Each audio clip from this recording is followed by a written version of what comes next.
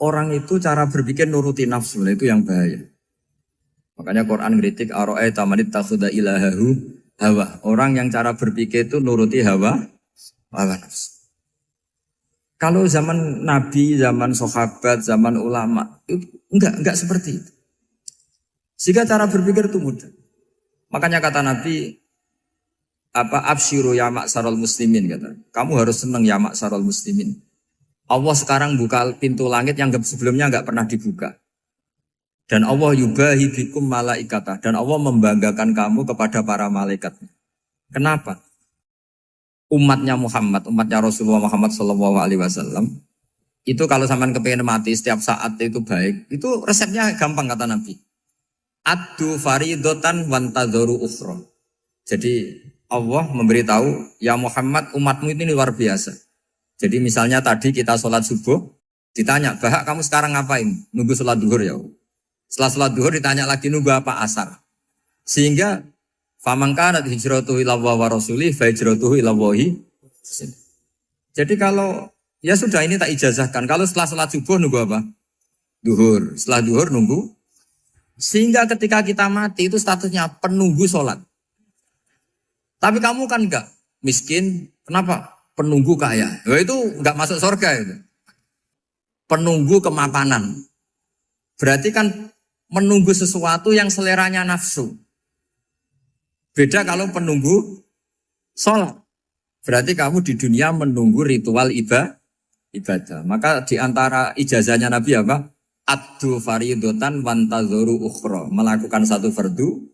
Kemudian kita menunggu tugas berikutnya. Jadi niati saja setelah subuh nunggu apa? Duhur. Setelah duhur, meskipun kita di perapatan. Apa? Nunggu asar. Ya. Tapi ya asar betul. Jangan nunggu tok pas asar. Jadi sebetulnya umat ini gampang sekali.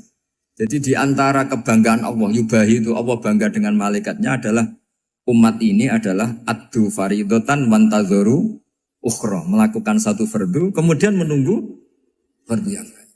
Dari mengkhidmati kampus, ingin mengkhidmati masyarakat. Dari satu masyarakat lokal Semarang menjadi sampai sekarang, sampai Banjarmasin. Unisula mau bikin kampus di sana, terus gitu. Dari satu tugas ke tugas yang lain.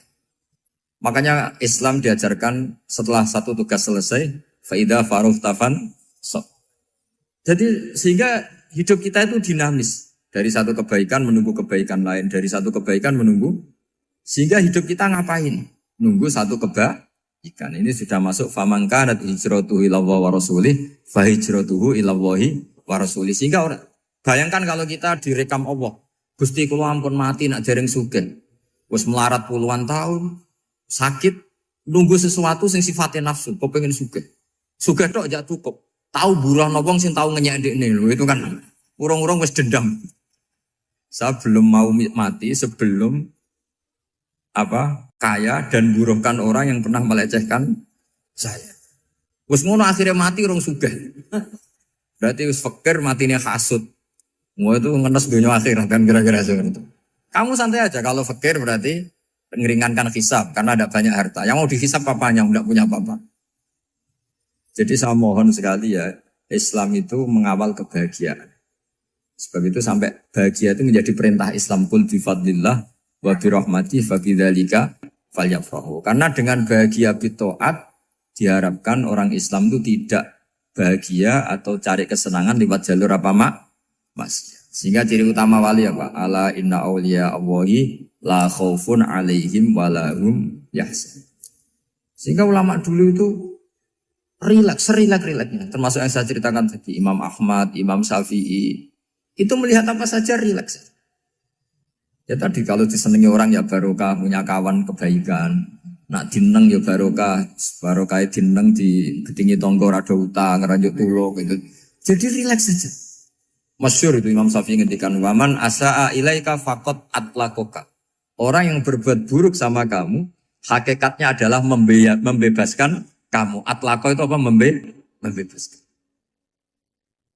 Enak gak jadi hidup gitu? Kalau kamu kan enggak, kok gedeng aku salahku apa? Malah kamu ujub tuh, orang kok gak tahu salahnya. Kamu jadi suami, istrinya ngomel, kurang apa saya sebagai suami? Ya kurang banyak, enggak ganteng, enggak kaya, enggak ini. Malah kalau diterangkan malah parah toh. Ya sudah rileks saja. Kalau dia ngomel ya tadi, alhamdulillah dapat pahala tanpa apa? Biaya. Terus ngomel kan butuh energi, paling yang tidak kuat 3 jam. Nanti juga berhenti apa? Terus ambil nilai positifnya. Misalnya ngomel sama suaminya, bagus lah. Kalau ngomel sama tetangga malah kayak apa gitu aja udah. Jadi ulama dulu itu gampang sekali melihat melihat hidup. Rasulullah ya gitu, melihat hidup tuh gampang saja. Ketika tanya, ya Aisyah apa ada sarapan? Tidak ada ya Rasulullah, ya sudah saya tak puasa. Jadi enteng saja. Kadang-kadang beliau ingin puasa, ya puasa sunat, ada sarapan nggak jadi puasa. Rileks. Nabi itu rileks. Kalau ngajari kebaikan juga rileks. Nah sekarang itu banyak orang yang karena mungkin kurang baca, Islam itu kayak menjadi aturan yang bengis, yang repot, yang mengekang. Itu tidak seperti itu. Yuridu wa bikumul yusra wala yuridu bikumul usra. Allah menghendaki agama ini mudah. Sehingga ada sahabat di Imami Mu'ad itu baca Baqarah. Sahabat ini pekerja petani. Mufarokoh ditinggal. Ketika Mu'ad lapor, ya Rasulullah ini ada orang munafik. Tengah-tengah sholat mufarokoh saya ditinggal. Yang disalahin itu tidak yang ninggal tapi Mu'ad. Afattanun anta ya Mu'ad. Kami itu tukang fitnah. Masa ngimami petani pakai surat Baqarah? Jadi yang disalahkan ini imamnya. Kalau kamu jadi imam, sholatnya ya yang cepat. Makanya terus banyak orang kecepatan karena tadi. Jadi Nabi itu enteng sekali. Jadi apa ya? Nabi itu beda dengan yang kita bayangkan beda. Nabi pernah ngaji di masjid, kemudian ada tetangga lewat pakai cangkul ke kebun. Semua sahabat gerutu. Ini orang tidak benar. Ada Nabi ngaji ditinggal saja ke kebun tidak ikut ngaji. Jawabannya Nabi tidak. Itu bagus itu ikut sunnah saya. Kenapa ya Rasulullah? Dia kerjanya nyari halal. Dan untuk menghidupi keluarganya itu juga ajaran saya. Sehingga yang ngaji ya ajarannya Nabi, yang enggak ngaji karena kerja mencukupi keluarga juga ajarannya Nabi. Segampang itu. Oh, kalau kayaknya kamu kan, wes gak roh akhlak kan gitu. Nabi rileks saja Nabi. Sampai bisa lihat itu di bab Fadhailul Kasbi. Makanya ini penting sekali supaya orang itu berpikir Islam atau mendakwakan Islam itu berdasar sanad ya yang muttasil yang pernah dilakukan Rasulullah SAW. Sesuatu yang dilarang Allah itu pasti madhar. Maka untuk melarang seseorang bergantung sama narkoba misalnya atau hal-hal yang bahaya pada fisik, itu satu tentu bagi ahlullah, tentu karena takut Allah. Tapi banyak masyarakat yang memang benar-benar bisa meninggalkan narkoba karena efek buruknya ganja. Bahwa itu mengakibatkan sakau, mengakibatkan tidak sadarkan diri, mengakibatkan kebangkrutan ekonomi macam-macam. Sehingga mereka benar-benar benci sama yang namanya narkoba. Jadi di antara manhajul Quran itu kalau mentakbih, memburuk-burukkan maksiat itu mesti dikritik innahu kana fahisyah. Innahu kana fahisyata wa maqta wa sa'a sabila. Innahu kana fahisyata wa sa'a sabila. Diulang beberapa kali.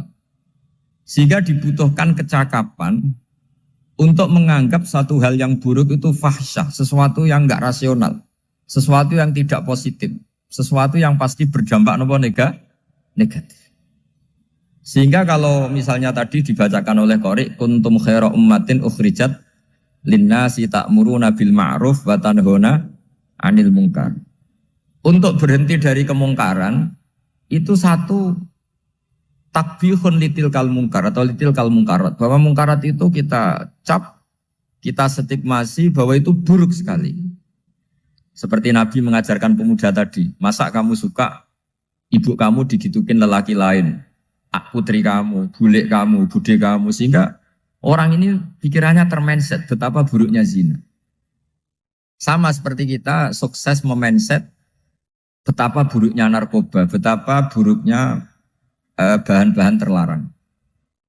Begitu juga seterusnya terus pengkhianat dan sebagainya. Tapi problem manusia adalah dia itu akan mencari kebahagiaan atau kesenangan sesaat. Maka caranya gimana? Keinginan senang lewat maksiat ini dilawan dengan nyaman dengan taat. Saya ulang lagi, nyaman dengan taat. Sehingga ulama dulu punya kalimatul munajat, artinya kalimat hubungan pribadi sama Allah yang menjadikan orang itu nyaman. Dan ini yang diajarkan kitab-kitab tasawuf. Kitab tasawuf itu sukses mengajarkan melihat alam raya ini semuanya nyaman, termasuk yang mengecewakan. Itu dianggap nyaman. Saya berkali-kali mengajarkan ilmu ini karena ini musalsal ila Rasulillah SAW. Itu pernah suatu saat Imam Ahmad itu dipanggil sama tetangganya, anak muda. Tentu Imam Ahmad ini orang yang sangat soleh, sangat waroi, sangat tunduk sama perintahnya Allah dan Rasul. Pemuda tadi manggil, ya Ahmad, datang ke rumah saya. Imam Ahmad datang. Setelah sampai ke pemuda tadi, sudah pulang lagi, saya tidak butuh kamu. Pulang lagi. Setelah sampai rumah dipanggil lagi, ya Ahmad, datang lagi. Datang lagi. Oh, saya tidak jadi butuh, pulang lagi. Sampai 3 kali. Dan itu perangai ekspresi Imam Ahmad itu atau ulama lain yang sesoleh beliau itu nyaman, indah. Beliau tetap senyum-senyum nyaman. Beliau tidak tersinggung, tidak terprovokasi, pokoknya tidak tersinggung, kelihatan nyaman.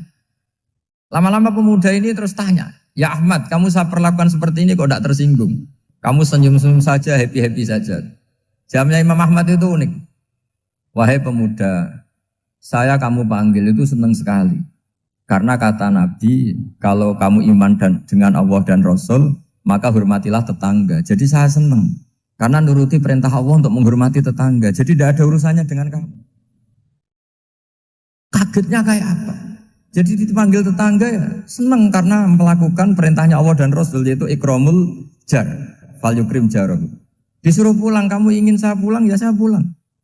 Disuruh datang, ya saya datang. Jadi saya tidak tersinggung, saya tidak ada urusan dengan kamu. Urusan saya dengan Allah Subhanahu wa Ta'ala. Itu kalau bapak-bapak istrinya ngomel terus sabar itu ya bagus. Saya tidak punya urusan. Kalau kamu terprovokasi oleh istri, berarti kamu didikte oleh makhluk. Masa seorang rektor didikte makhluk? Kan tidak keren. Apalagi seorang Habib didikte makhluk, kan tidak keren. Yang bisa mendikte kita hanya Allah Subhanahu wa Ta'ala. Dan Allah mendikte kita, mengajarkan kita wa ashiruhunna bil ma'ruf fa in karihtuhunna fa asa an takrahu shay'an wa yaj'alallahu fihi khairan katsira. Jadi cara melihat istri kita bawel gitu atau cerewet, alhamdulillah ini ada pahala tanpa modal, cukup sabar. Kalau istri kamu sedang mesra, malah mintanya ke mall, malah biayanya tinggi. Murah mana? Dapat pahala dimarahin sama saat mesra minta ke mall. Milih yang pertama kan? Nah ya itu tidak usah modal. Ya gitu aja. Jadi kalau istri sedang marah, bawel, anggap saja ini rezeki. Dapat pahala tanpa apa? Biaya. Nah, kalau pas rukun malah nantang ke mall, biayanya malah tinggi. Jadi ulama dulu itu melihat dunia itu happy. Pernah Imam Syafi'i dikasih tahu, orang yang tadi nyium tangan kamu ya, itu di rumah menghujat Anda. Jadi dia sopan hanya di depan Anda, kalau di luar menghujat Anda. Jawabnya Imam Syafi'i lucu. Ya baguslah. Yang cerita ini kaget. Kenapa bagus ya Aba Abdillah? Kalau manggil Imam Syafi'i ya Aba Abdillah. Ya berarti saya masih wibawa, di depan saya tidak berani katanya. Jadi dipandang enteng saja. Jadi kalau kamu di depan kamu istri kamu tidak berani belanja, tidak ada kamu belanja banyak, anggap saja Anda wibawa. Jadi enteng saja. Pernah Imam Syafi'i dikasih tahu, separuh dari kampung Anda itu gak suka kamu. Ya baguslah. Kenapa? Oh nak rarukun malah bakal utang katanya gitu. Kira-kira yang utang itu yang rukun apa yang neng-nengan? Yang rukun. Jadi enteng saja. Masyhur itu makalahnya Imam Syafi'i. Waman asa'a ilaika faqad atlaqaka. Orang yang berbuat buruk sama kamu berarti membebaskan kamu. Kalau saya sedang nenengan sama Habib Hasan Toha Putra, beliau naik Alphard gak nawarin saya sah karena baru nenengan. Tapi kalau sedang rukun malah harus repot mana? Rukun sama ndak rukun? Repot rukun sebetulnya. Jadi Imam Syafi'i itu happy saja. Kalau sedang rukun sama tetangga ya dianggap rukun itu satu kenikmatan. Sedang tidak rukun ya dianggap satu kenikmatan. Jadi orang dulu itu serilek itu melihat dunia. Kalau kita kan enggak, ego. Wah saya ini suami kok dimarahin istri. Wah ini egonya bangkit. Padahal egonya bangkit itu ada kebodohan di situ. Yaitu seorang rektor didikte seorang istri, seorang makhluk. Apalagi kalau Anda daftar wali itu tidak akan jadi wali. Ini wali kok tunduk sama makhluk. Karena didikte apa? Makhluk. Maka Imam Ahmad ketika tetangganya bully gitu ya santai saja, beliau happy. Ketika pemuda tadi eskal janggal, kenapa kamu gak tersinggung ya Ahmad? Memangnya saya harus tersinggung gimana? Kan tak panggil tidak jadi, tak panggil tidak jadi. Hei pemuda, saya ini tidak punya urusan dengan kamu. Saya nuruti kamu karena perintahnya. Saya senang melakukan perintah Allah, harus berbaik sama kamu. Sampai 3 kali. Ajarkan Muhammad atau katakan Muhammad pada umatmu. Sebaiknya atau seharusnya mereka hanya gembira dengan melihat fadlnya Allah dan rahmatnya Allah. Ini harus kita pahami mulai dari konstruksi yang paling pokok, yaitu akidah. 2 ahwal. Ahwal itu 1 perilaku sosial. 3 mutammimat, sesuatu yang tidak pokok, tapi kita butuhkan dalam mengawal hidup ini. Saya beri contoh, itu sampai maksiat, itu karena cari kesenangan. Misalnya baru penat itu, ingin seneng, ada orang yang macam-macam lah, ingin melihat maksiat, apa itu pornografi, apa nyabu, apa macam-macam. Itu sebetulnya agama punya konsep yang luar biasa, yaitu seharusnya seseorang itu gembira. Gembira dengan ketaatan. Lalu pertanyaannya caranya gembira gimana? Gembira itu mudah. Jadi misalnya kamu sujud sama Allah Subhanahu wa taala. Terus cara berpikir begini. Ini sekaligus ijazah. Cara berpikir begini. Ya Allah, ini kata Sayyidina Ali, kafani izzan an aku nalaka abdan wa kafani fakhron an takuna li robban. Ya Allah, betapa sialnya saya andaikan saya jadi budak dari makhluk yang sama. Misalnya sampean itu seorang kiai atau rektor atau doktor atau orang terpelajar, kemudian kamu jadi budak atau hamba dari makhluk yang setara. Betapa hinanya saya. Maka kata Sayyidina Ali, ya Allah saya ini cukup bahagia, cukup bangga karena jadi budak, jadi hamba dari zat yang super atau yang maha super. Jadi kok Allah Subhanahu wa ta'ala. Sehingga ada kebahagiaan yang luar biasa karena menjadi hambanya Allah Subhanahu wa ta'ala. Setelah bangga dengan jadi hambanya Allah, maka kita akan malu.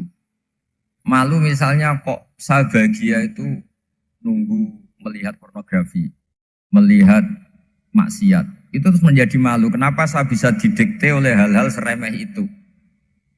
Ya, kita malu karena didikte oleh hal-hal yang seremeh itu. Karena kita didikte oleh nafsu. Jadi izzatun nafsi, satu harga diri seseorang itu harus dihidupkan untuk hanya tunduk kepada Allah Subhanahu wa ta'ala. Sehingga Nabi itu melatih satu logika tarkul ma'asi.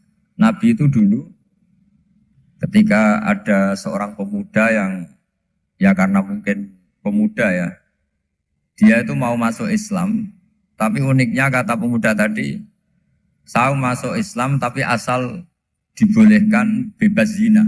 Jadi ini agak sableng gitu. Jadi mau masuk Islam syaratnya dibolehkan apa? Zina atau free sex gitu. Karena orangnya agak hiper. Itu Nabi tidak langsung mengancam dengan neraka enggak. Ketika mau pamit gitu semua sahabat melarang. Mah itu jangan, kamu jangan suan Nabi, itu permintaan yang nggak masuk akal. Setelah lama ditahan, terjadi kegaduhan di masjid, Nabi dengar, itu ada apa itu? Itu ada pemuda yang mau masuk Islam tapi yasta'dzinuhu fi zina. Tapi mereka minta izin Nabi untuk tetap boleh zina. Kata Nabi, pemuda itu suruh masuk, suruh menghadap saya. Ketika menghadap Nabi, saya ulang lagi ketika menghadap Nabi, Nabi mengajarinya itu luar biasa. Nabi tidak langsung mengancam dengan neraka atau dengan azab tunda. Tapi kata Nabi, Atau hibbuhu li ummik. Kamu suka kalau ibu kamu itu jadi demenannya orang banyak. Pondok ya Nabi. Yang demen ibu saya tak bacok kan. Karena ini ya agak preman, di mana-mana orang nakal agak preman. Terus atau hibbuhu li bintik. Kamu suka kalau putri kamu ya digitukan orang-orang. Oh ya enggak Nabi, yang gitukan putri saya tak bacok. Atau hibbuhu li kholatik. Kamu suka kalau bule kamu digitukan. Atau hibbuhu li ammatik. Kamu suka kalau saudara bapak kamu digitukan. Nabi itu mengeset ya. Cara sekarang itu otak mungkin. Nabi itu meluruskan otaknya anak muda itu. Betapa buruknya zina. Cara bahasa Arab ditakbih. Betapa buruknya zina. Kamu suka kalau korbannya ibu kamu, putri kamu, bude kamu, bule kamu. Sehingga orang itu matur ya hasbuka ya Rasulullah, ini sudah cukup. Saya tidak pernah melihat sesuatu seburuk zina. Jadi fa'al qawwa fi qalbihi bughdha zina. Kemudian Allah meletakkan di hatinya, menanamkan benci zina. Sehingga akhirnya pemuda tadi menjadi iffah, menjadi menghindari zina. Artinya begini ya, ini mungkin yang lolos dari para kita sebagai dai, kita tidak belajar banyak tarbiyahnya Rasulullah Shallallahu Alaihi Wasallam. Jadi kalau kita benci maksiat, itu jangan hanya ditakhzir, ditakutkan neraka itu enggak. Jangan hanya itu. Tapi di logika. Jadi kalau kita menghindari maksiat, itu selain karena takut azab, itu ada logika. Ada rangkaian pikiran yang menjadikan kita anti satu perbuatan apa maksiat. Jadi misalnya gini ya, kira-kira ginilah kalau contoh gampang itu. Ada orang gitu ya, nyanyi dengan pakaian yang mungkin pornografi gitu. Mungkin pemuda-pemuda ingin melihat itu, tapi bisa diobati gini. Kok enak dekne mergawe kok tak bayar ya, aku kehilangan duit. Meskipun dengan logika yang agak serampangan, yang penting menjadi kita ini punya harga diri untuk tidak tergantung hal-hal seperti itu. Sehingga Nabi itu cara menggambarkan tadi mulai atuhibbuhu li ummik, kalau ibu kamu jadi demenannya orang lain. Pemuda tadi bilang yang demen ibu saya mau saya bunuh. Ditambah lagi atuhibbuhu li bintik. Bagaimana kalau korbannya putri kamu, bule kamu, bude kamu. Sehingga terus si pemuda tadi betapa buruknya zina. Betapa murahnya zina. Akhirnya pemuda tadi al-qawwa fi qalbi bughdha zina. Terus kemudian pemuda tadi itu sangat membenci dengan apa? Berzina. Nah, pikiran-pikiran seperti ini harus kita tanamkan. Harus kita tanamkan supaya orang itu benci melakukan maksiat. Karena satu memang takut sukhtuwah, takut dibendu Allah atau dibenci Allah. Dua memang logika kita mengarahkan tidak maksiat. Saya beri contoh ya betapa pentingnya mindset ya, cara berpikir. Orang itu menjadi kikir itu karena nganggap hidup itu lama dan uang itu penting. Kalau zaman Nabi itu sederhana kalau melihat hidup ini. Pernah suatu saat Nabi itu punya jatah makan karena Nabi itu hidupnya juga pas-pasan. Jadi Nabi itu unik. Beliau di satu sisi kaya raya, bisa ngurmat Abu Hurairah, Ammar, Suhaib. Ashabu Sufa itu dirawat Nabi semua. Itu kan kaya, bisa merawat sekian orang. Tapi di sisi yang lain untuk pribadinya beliau miskin. Kadang nggak bisa makan hari itu. Tapi di saat yang sama bisa merawat Ahlus Sufa. Jadi keliru kalau orang hanya cerita Nabi itu miskin, untuk makan dirinya aja susah. Itu keliru. Kelirunya kalau tidak diteruskan, tapi Nabi mampu menghidupi Ahlus Sufa. Singkat cerita jatah makannya Nabi itu dikasihkan orang ketika Nabi tanya, ya Aisyah, makanan jatah saya di mana? Oh ya Rasulullah, tadi ada orang minta tak kasihkan, maka makanan itu habis. Apa kata Nabi? Kamu salah Aisyah. Yang kamu kasihkan itu justru yang masih. Ya yang kamu kasihkan itu justru yang masih. Sehingga Nabi menganggap, makanya Nabi terus ngendikan. Ya kalau mukhatabnya lelaki ya kira-kira begini. Wahallaka min malika illa ma akalta fa'afnaita walabista fa'ablaita. Terus tanya, watasoddaqta fa'abqaita, kata Nabi. Harta kamu ya kamu makan, kemudian ke WC, jadi kotoran, atau punya pakaian mewah, nanti rusak. Watasoddaqta fa'abqaita. Ada yang kamu sedekahkan, yaitu yang abadi sampai akhir. Sehingga banyak pengusaha yang mencintai saya setelah tak ajari hadis itu. Misalnya punya uang 1 miliar karena dia spekulan atau pedagang rawan bangkrut, disedekahkan ke masjid 50 juta, yaitu yang abadi. Jadi kalau suatu saat bangkrut, dia masih punya uang 50 juta di akhirat. Jadi Nabi itu mengajari sedekah itu apa? Ya sedekah itu pengabadian uang. Kalau kita kan enggak, bilang sedekah itu nguras uang. Itu pikirannya setan, dan pikirannya orang Islam. Itu cara berpikir setan, bukan cara berpikir umat apa? Sehingga Sayyid Ali Zainal Abidin itu kalau ada orang minta, kemudian beliau ngasih, itu beliau bilang gini, marhaban biman hamala zati ilal akhirah. Matur nuwun nggih jenengan sembeto sangu kula nate. Jadi dianggap teller saja. Orang yang minta uang beliau itu dianggap tukang nyatet bank ini. Karena sudah ditabungkan. Ya sudah. Kalau kita kan enggak, wah pengemis tuh ganggu gini-gini. Kecuali pengemis profesi ya mungkin kita agak-agak enak. Karena zaman akhir itu ada pengemis apa? Profesi. Jadi repot. Terus tak beri contoh lagi kebahagiaan ketika kita milih Islam moderat. Islam kita diajarkan guru-guru kita, utamanya oleh guru kita Mbah Maimun. Saya juga sering ketemu beberapa ulama dunia, termasuk Habib Umar. Saya juga ikut sowan ke sini pas beliau sama Habib ini Hasan Toha Putra di sini sama orang-orang moderat. Itu cara berpikir juga luar biasa indah. Beliau pernah cerita ya, beberapa ulama lah, banyak yang cerita itu. Saya pernah diceritani seorang alim. Ketika ada orang ekstremis itu mau ngebom di tempat maksiat, kebetulan yang maksiat itu kebanyakan ya orang Islam, karena di negara yang mayoritas Islam. Ditanya sama Syekh Sa'rawi itu mufasir top di mana? Mesir. Ini mau tak habisin karena mereka orang Islam kok maksiat terus. Terus ditanya sama Imam Sa'rawi, laumatu ala khini ma'asihim aina masiruhum. Kalau mereka mati dalam keadaan maksiat, mereka kemana? Ya ilanar, mereka pasti masuk neraka. Terus ditanya sama Imam Sa'rawi, wahal masiruhum ilanar muradun nabi amlan. Punya umat maksiat kemudian mati masuk neraka, itu yang diinginkan Nabi apa enggak? Ya tidak aja. Ya sudah, enggak usah dibom, ditunggu tobatnya kata. Karena kalau mati dalam keadaan itu ke neraka dan itu tidak yang diinginkan Rasulullah Sallallahu Alaihi Wasallam. Terus ekstremis ini menjadi tobat, tidak berpikir ekstremis mas. Jadi orang itu harus berpikir mindset yang baik. Meskipun kadang berpikir baik itu ya agak-agak kacau.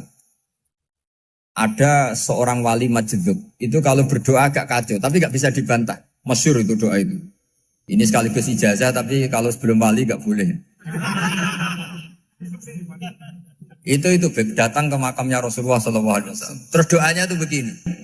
Ya Allah, sekarang terserah engkau. Ya Allah, sekarang terserah engkau. Jika saya kamu jadikan orang soleh, jika saya engkau jadikan orang soleh, maka surra habibuk, maka kekasihmu ini senang. Yang susah musuhmu yaitu setan. Tapi kalau engkau menjadikan saya orang fasik, maka yang susah kekasihmu, yang senang musuhmu. Jangan punya dua pilihan itu. Wah itu kan doa tapi kayak teror itu. Ya jadi berdoa di Raudhah. Wah itu pasti mandi itu karena agak-agak maksa Tuhan itu. Ya Allah engkau punya dua pilihan. Jika saya jadi orang soleh, maka kekasihmu ini senang. Musuhmu yang susah yaitu setan. Tapi jika saya jadi orang fasik, maka musuhmu yang senang, kekasihmu yang susah. Mohon terserah jenengan, mau menyenangkan kekasihmu, apa menyenangkan musuhmu gitu. Kira-kira gimana? Kalau tertarik boleh doa itu dipraktekkan. Tapi kayaknya kalau copy paste itu gak keren, apa? Jadi dulu orang itu muamalah sama Allah dan Rasul itu rileks. Rileks itu nyaman karena ya tadi qul bi fadlillah wa bi rahmati fa bidzalika falyafrah. Sehingga Imam Izzuddin bin Abdissalam itu ngendikan innal ladzina yarmunal muhsanatil ghafilat. Di antara kebaikannya ibu-ibu atau mbak-mbak ini harus berstatus ghafilat. Perempuan-perempuan pelupa. Ghafilat itu pelupa. Pelupa dari kenikmatan maksiat sehingga mereka dengan taat. Misalnya ada ibu-ibu atau mbak-mbak atau juga bapak-bapak tahajud, kemudian nyaman dengan tahajud itu. Kira-kira terbersit enggak ingin maksiat? Enggak kan, karena sudah nyaman dengan tahajud, dengan taat. Maka dibutuhkan kenyamanan dalam beribadah. Sebab itu ala bidzikrillahi tatmainnul qulub. Makanya saya termasuk kiai yang setiap ngaji itu happy, seneng. Karena ini untuk kampanye, seneng dengan ngaji, dengan taat itu sudah luar biasa. Kayak apa kalau mereka senengnya kalau nunggu melakukan maksiat. Jadi termasuk bentuk perlawanan kita terhadap maksiat adalah usahakan kamu tuh bahagia, senang dengan taat. Istiqnas billah, mu'anasah billah, farah billah, itmi'nan tumaknina billah. Sehingga ini mencukupkan kita tidak berkebutuhan maksiat. Meskipun kita ya manusia, pasti suatu saat atau sudah pernah maksiat. Serasa diceritakan lah, itu mesti gitu. Lah orang-orang dulu itu orang yang sukses mengelola bahagia ma'allah wa billah walillah. Jika wali-wali dulu itu jadi wali itu tidak mesti karena ibadahnya banyak, itu tidak. Mereka orang yang ibadahnya itu biasa. Biasa-biasa sekali. Ulama-ulama dulu ibadahnya biasa sekali. Tapi qulubuhum ma'allah, hatinya itu ma'allah. Itu ada seorang wali itu jadi wali, Umar bin Abdul Aziz yang dikenal khamisul khulafa. Khamisul khulafa. Di luar khulafa Rasyidin 4, di antara yang soleh adalah siapa? Umar bin Abdul Aziz. Itu ketika mau meninggal, itu senangnya bukan main. Itu semuanya nangis, beliau senang. Terus tanya, kenapa kamu senang? Memangnya saya kalau mati itu kemana aja? Ila khairi madhubin ilah, ke zat terbaik. Dibang urip mbek kowe bulet atau mbek arhamur rahimin kan. Yaitu Allah Subhanahu. Jalaluddin Ar-Rumi ketika mau meninggal itu muridnya nangis semua, beliau marah. Kamu harusnya pesta karena saya mau ketemu kekasih saya, malah kamu tangisi, goblok sekali kamu katanya. Jadi orang-orang dulu itu luar biasa. Karena tadi mereka tidak ingin ketemu Allah itu dianggap problem. Harus sesuatu yang membahagiakan. Makanya wali-wali itu kalau berdoa begini. Wa khairu ayyami yauman alqaka fih, dan jadikan hari terbaikku adalah hari ketika saya ketemu engkau ya. Pernah dengar doa itu? Wa khairu ayyami yauman alqaka fih, dan hari terbaikku adalah hari saat ketemu engkau. Aman kan enggak? Sampai mati ku wedi. Saya tidak tahu wedi dosa apa wedi Israel apa wedi malaikat siapa? Mungkar nakir. Sebenarnya tidak perlu seperti itu. Karena cara pandang Nabi itu ini bisa dipraktekkan. Kalau kamu orang baik, mati artinya apa? Ya baik. Karena husnul khotimah. Kalau kamu orang yang buruk, itu kata Nabi, anggap saja mati itu akhir dari keburukan kamu. Nak kowe urip terus, malah maksiat terus. Maka Nabi itu kalau ngajari kita berdoa gini, Allah maj'alil hayata ziyadatan li fi kulli khairin wal mauta rohatan li min kulli syarri. Ya Allah, kalau saya hidup, ya anggap saja ziyadah fi kulli khairin, berpotensi nambahi kebaikan. Kalau saya mati, anggap saja ini akhir dari segala keburukan.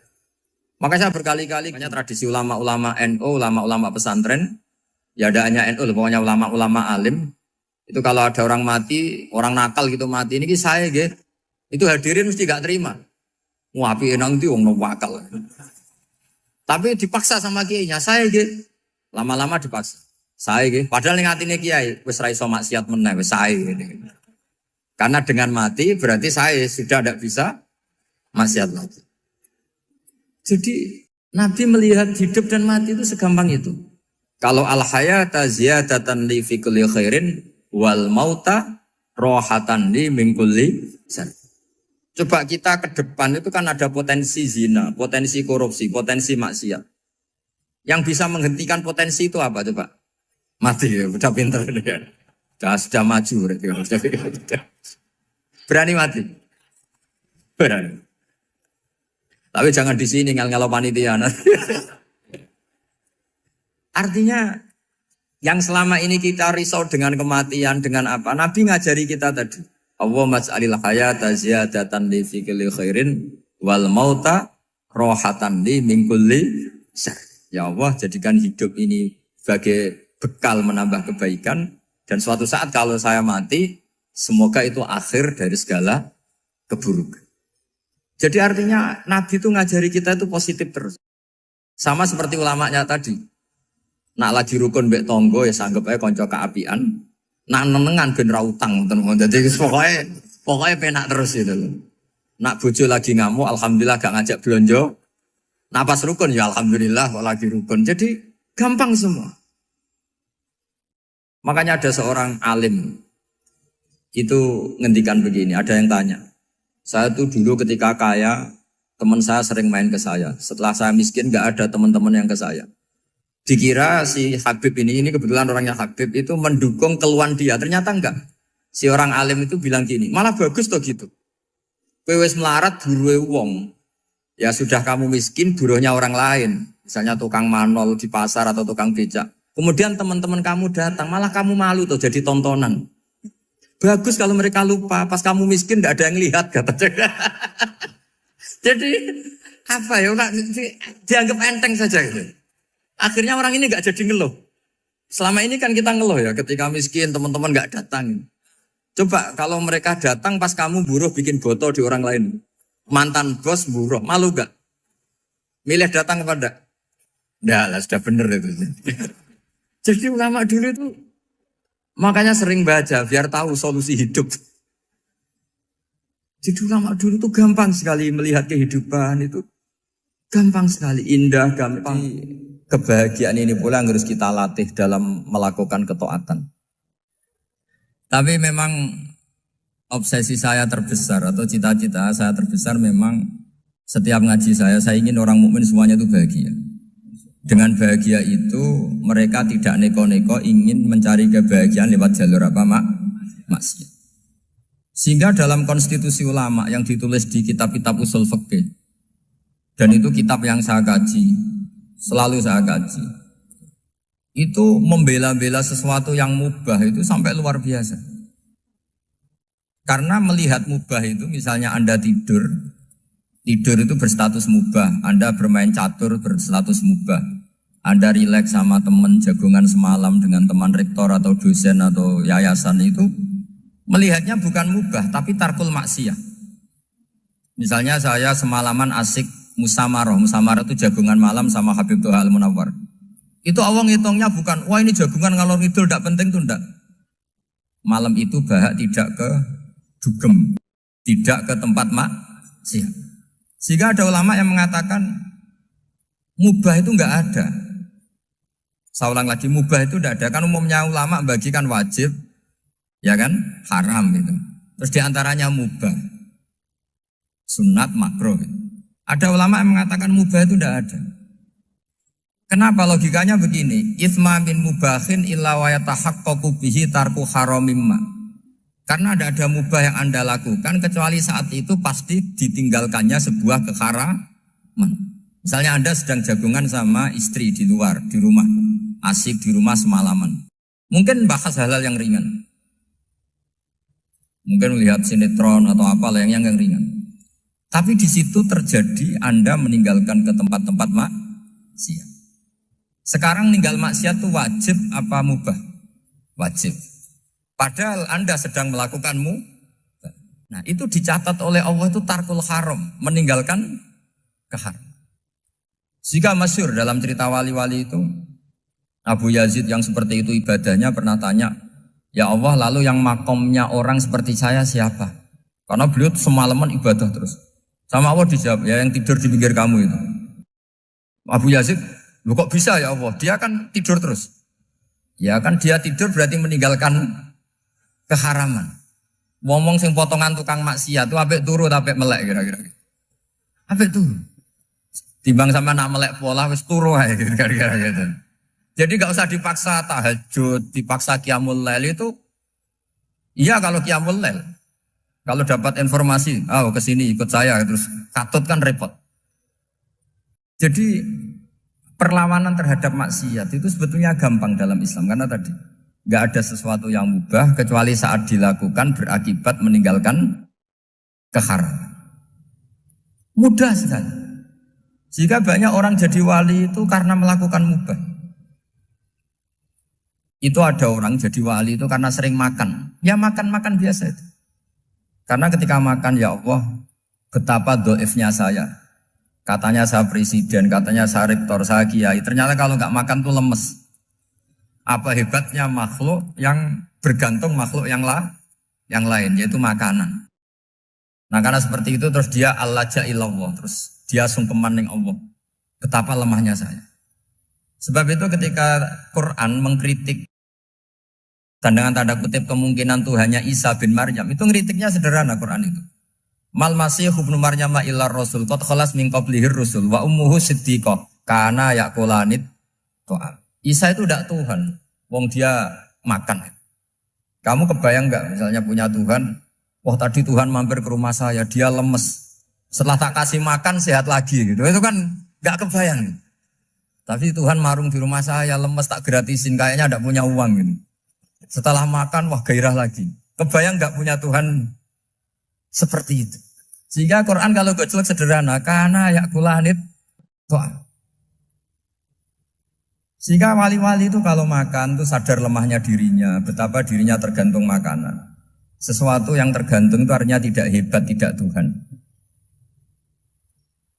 Jadi untuk menjadi wali, untuk menjadi dapat ridhonya Allah itu sebenarnya sederhana. Termasuk ada cara jadi wali yang agak kacau, tapi ini ya benar, asal niatnya benar. Misalnya Unisula besar, ya kurang besar lagi. Kita sudah punya uang, kurang banyak uang lagi. Itu Nabi Ayub. Itu kan seorang nabi. Pernah diuji Allah, ini ada di Sahih Bukhari. Nanti kamu tanya, hadisnya Sahih enggak? Ini ada di Sahih Bukhari. Kadang orang kota itu aneh. Enggak ahli hadis tapi tanya, Sahih enggak? Padahal anda kan dibodohi Sahih, ya ngandel saja. Jadi kadang ya aneh. Oh enggak tahu kok tanya.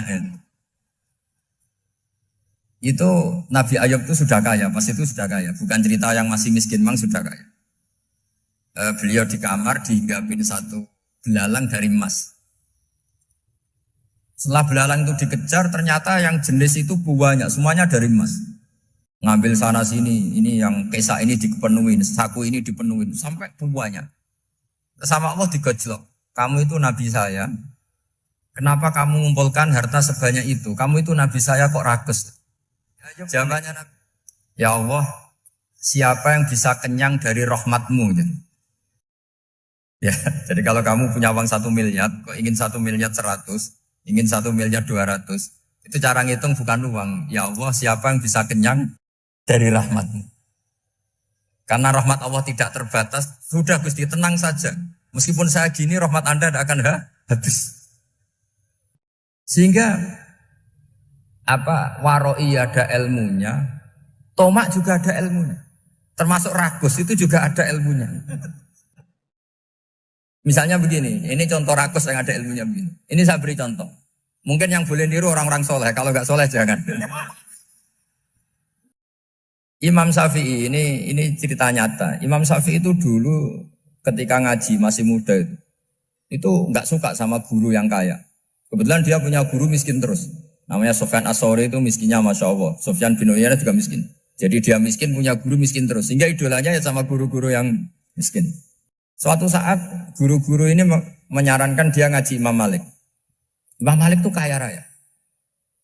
Itu babutnya Imam Malik kalau diinjek itu mata kakinya tidak kelihatan saking halusnya. Kalah Indonesia lah kalah. Imam Malik tuh gaya. Kalau ngaji di kursi tinggi terus pakai bukhur itu, pakai jubah Arab yang mahal. Pokoknya mewah kali Imam Malik. Terus dia mulai ini kiai kok kaya. Kemudian setelah beliau alim tanya, saya harus ngaji siapa setelah ilmu jenengan habis kira-kira gitu. Kata Imam Malik, sudah kamu tidak usah perlu ngaji saya, kamu sudah alim alama. Terus Imam Malik datang ke Baki. Zaman itu Baki itu semacam kayak rentalan ya, semacam Grab lah kalau dulu. Mana kafilah yang mau ke Irak? Ya sudah terus, oh kita mau ke Irak. Ini antar ke Muhammad bin Hasan As-Syaibani. Itu dibiayai sama Imam Malik. Grabnya ya dibayarin, itu kafilahnya itu ya dibayarin. Imam Syafi'i disangoni surrotan min dhahabin. Jadi satu kepes uang dikasihkan. Itu pernah tak hitung semurah-murahnya itu sekitar 60 juta. Imam Syafi'i mulai mikir, kiai yang saya kritik lomo, sing kiai miskin tak puji, gak pernah ngamal kan, tentu orang miskin. Setelah datang ke Muhammad bin Hasan As-Syaibani, beliau itu pakar usul fikih, muridnya Abu Hanifah. Beliau al-usuli, pakar usul fikih. Itu Muhammad bin Hasan As-Syaibani itu kalau ngitung emas, itu di ruang tamu. Uangnya miliaran, emasnya banyak. Dari kota ini dipindah ke kota ini. Mas, kalau ngitung di ruang tamu. Bukan di kamar, di ruang tamu. Imam Syafi'i tambah kaget. Imam Malik kayak gitu sudah soal malah ini kaya raya. Setelah Imam Syafi'i kelihatan kaget, digojlok sama Muhammad bin Hasan Asyibani karena beliau senior. Atajabu min hadza, kamu aneh melihat ini? Iya. Kenapa? Ulama kok kaya raya. Terus kata Muhammad bin Hasan, ya sudah, uang ini tak kasihkan orang-orang fasik, binti gue demenan, gue nyabu, gue macam-macam. Oh jangan, nanti dipakai maksiat. Pun jenengan mawon sing sugih. Semenjak itu Imam Syafi'i rubah mindset. Jadi kalau kampus ini ingin akreditasi A, ingin mulia, ingin apa? Kamu ridho kalau yang punya prestasi seperti itu adalah orang-orang fasik. Ridho enggak? Enggak kan? Maka didoakan ini. Nah itu namanya berpikir secara usuli. Kamu jangan hanya nuruti karena berpikir waroi terus kamu benci kekayaan. Tidak bisa seperti itu. Karena pangkat dan kekayaan ketika dikelola secara kesolehan maka akan menjadi energi positif yang luar biasa. Semenjak itu Muhammad bin Hasan Asyibani berhasil mendidik Imam Syafi'i. Sampai akhirnya keterusan Imam Syafi'i berpendapat kalau orang Islam bisa bikin rumah tingkat kok punya rumah reot itu haram. Akhirnya keterusan. Kalau bisa jadi bupati kok jadi ketua RT juga haram. Karena al-Islam ya'lu wala yu'la alaih. Islam itu luhur bukan bisa diluhurin. Sehingga rata-rata orang Syafi'iyah termasuk kiai-kiai Indonesia itu rata-rata ya agak-agak politikus. Ya agak-agak kedonyan, mungkin sebagian kedonyan tenan gitu. Karena gak ridho gitu loh. Kalau kesempatan itu dikuasai orang fasik kemudian menjadi kekuatan maksi. Coba kalau bupati itu orang yang fasik. Kemudian programnya supaya rakyat seneng semalaman dangdutan yang purno misalnya. Supaya rakyat seneng dibolehkan dugem, dibolehkan judi. Tapi kalau yang jabat orang soleh kan ada beberapa perda yang menolak penyakit apa? Masyarakat. Jadi kamu jangan melihat bahwa kepangkatan ini hanya sebagai alat korupsi, alat otoriter. Enggak. Asal kena orang soleh, maka ini menjadi energi kesolehan atau energi positif. Sebab itu ketika Allah muji para nabi yang soleh, diantaranya disifati apa?